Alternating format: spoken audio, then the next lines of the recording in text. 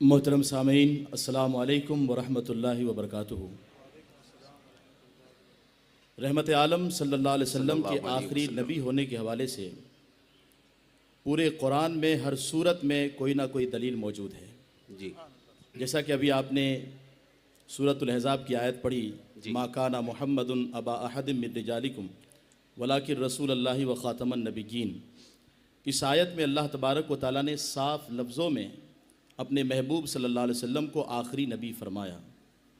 اس کے علاوہ جی، رحمت عالم صلی اللہ علیہ وسلم کے آخری نبی ہونے کی دلیل آسمانی کتابوں میں آخری نبی کی پہچان یہ بتائی گئی تھی کہ وہ دونوں قبلوں کے امام ہوں گے، جی، امام القبلتین ہوں گے، بیت المقدس کی طرف بھی رخ کر کے نماز پڑھائیں گے اور کعبہ معظمہ کی طرف بھی رخ کر کے نماز پڑھائیں گے۔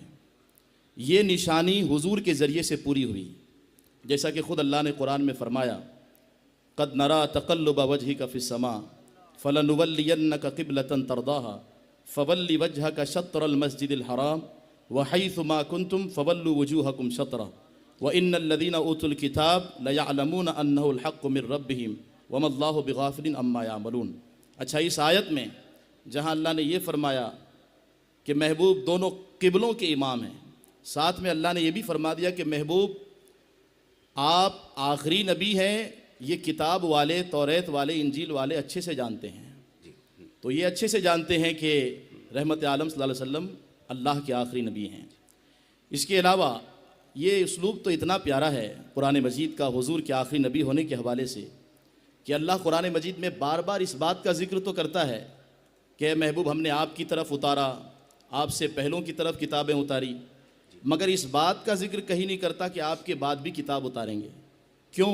کہ کوئی نبی آنا نہیں ہے، کوئی رسول آنا نہیں ہے، کوئی کتاب اترنی نہیں ہے۔ میں بطور مثال کچھ آیتیں پیش کر رہا ہوں تاکہ یہ اسلوب جو ہے ہمارے سامنے ہو اور اس سے ہم محظوظ ہوں، ایمان تازہ ہو۔ آپ دیکھیے سورہ بقرہ میں اللہ فرماتا ہے والذین یؤمنون بما انزل الیک وما انزل من قبلک۔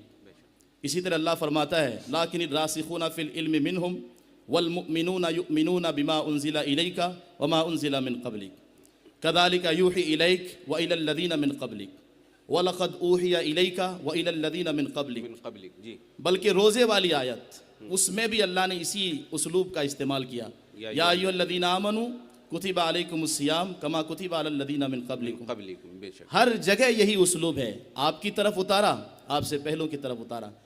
بلکہ سورہ فاتحہ کے بارے میں ترمذی کی حدیث ہے کہ نبی پاک صلی اللہ علیہ وسلم نے فرمایا والذی نفسی بیدی ما انزل فی التوراۃ ولا فی الانجیل ولا فی الزبور ولا فی الفرقان مثلها وَإِنَّهَا لَسَبْعٌ مِّنَ الْمَثَانِي وَالْقُرْآنِ الْعَظِيمِ الَّذِي أُوتِيتُ۔ خدا کی قسم جس کے قبضے میں میری جان ہے، سورہ فاتحہ کی طرح نہ توریت میں، نہ انجیل میں، نہ زبور میں، نہ قرآن میں اس کے بعد کسی کتاب کا ذکر نہیں۔ کیوں؟ کہ اب کوئی کتاب اترنی نہیں ہے۔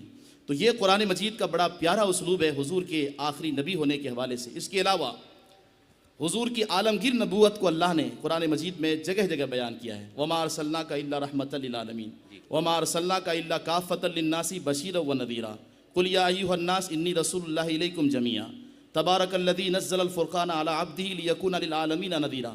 ہر جگہ اللہ فرماتا ہے محبوب آپ سب کے لیے نبی، آپ سب کے لیے رسول، سب کے لیے نبی اسی وقت ثابت کر سکتے ہیں جب کہ حضور کو قیامت تک کے لیے رسول مانیں۔ اچھا، اس کے علاوہ دین کو اللہ نے مکمل کر دیا، الیوم اکملت لکم دینکم واتممت علیکم نعمتی ورضیت لکم الاسلام۔